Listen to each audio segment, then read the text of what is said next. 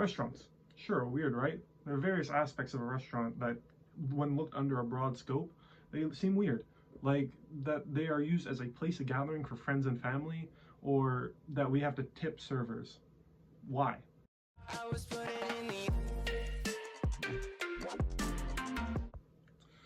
Hello all, and welcome back to another analysis. Today we are going to analyze restaurants, and in a familiar world, making them strange. Now, restaurants, I've gone to plenty of restaurants in my time. I go as a family gathering or I go with friends. I go eat food, maybe there will be some entertainment, whatnot. But what makes it so strange? There are various aspects of a restaurant that are strange when you look at the nitty-gritty details. They're used as a place of gathering for friends or family in a public setting, as already mentioned, so it's more of a sense of community and belonging. And usually you dress nicely, so that kind of goes under modern beauty standards, which is not a major focus of this study, so we'll just briefly touch on that. They serve specialty food based off restaurant background or cook's background, which means diversity in choice, and also a sense of home for many travelers. And we order through a server who's used as a messenger to tell a chef the order, so there's a middleman involved. But we also tip the server for the service they provide, which is used as a gratitude or gratuity. The earliest origin of an idea of a restaurant is the thermopolium, which is an ancient Greek and Roman tradition where hot food and beverages were readily sold. These kind of functions similar to fast food establishments. Someone would just walk up, pay their diner, and then they would receive their food. Which leads me to early Germanic peoples who commonly set up mead halls, which were adapted from European longhouses. They were set up as a center of community social life for the Vikings and Scandinavians. When they gathered, it allowed for kings and rulers to gather with their people to get a sense of the health of the community. Another more modern example of dining establishments is the establishments that first popped up in the Song dynasty in China during the 11th and 12th century.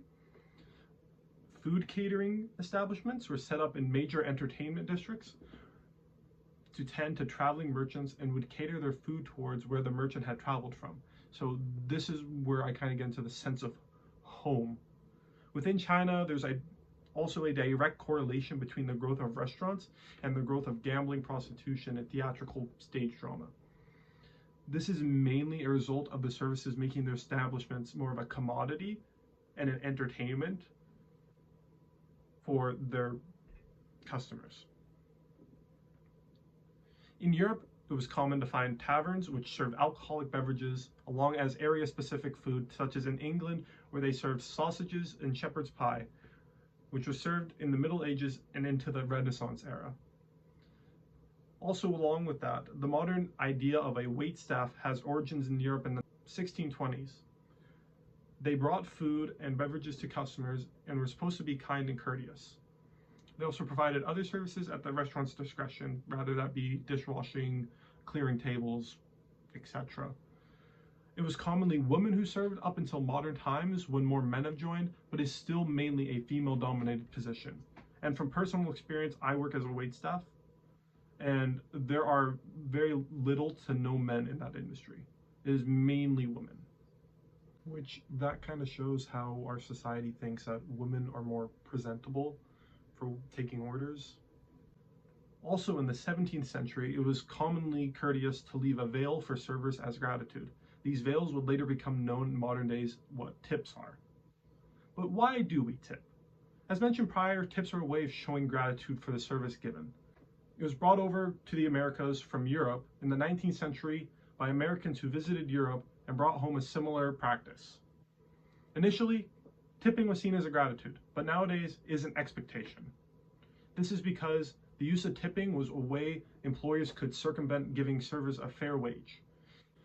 In the US, servers are paid a lower minimum wage in expectation that tips will make up the difference. It is customary to usually pay a 15 to 20% of the price of food in tip, and then that tip will be split 70-30, 70% going to the server, and then 30% of that going into a pot, which is then split among chef, management, hosts, they'll get a certain percent based off what the restaurant standards are.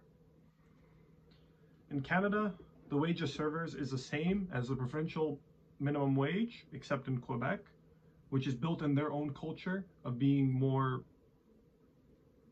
historical. But in the other provinces, that would make tipping redundant. But it is still built into our culture that we do it. Restaurants are weird and have weird aspects about them. They are normalized establishments in society with fundamentals such as community, diversity, a sense of home, and gratuity. While restaurants may be strange, they still have found commonplace in modern society, which I won't be complaining about because I enjoy going to restaurants. They're really fun, and it's just so relaxing to be able to go out with friends and family, to socially communicate with others. Well, I'll wrap it up there. I know I'm probably pushing the 5-minute mark at this point, so I won't push it much further. If you liked it, please like and subscribe. That is all. Have a good one.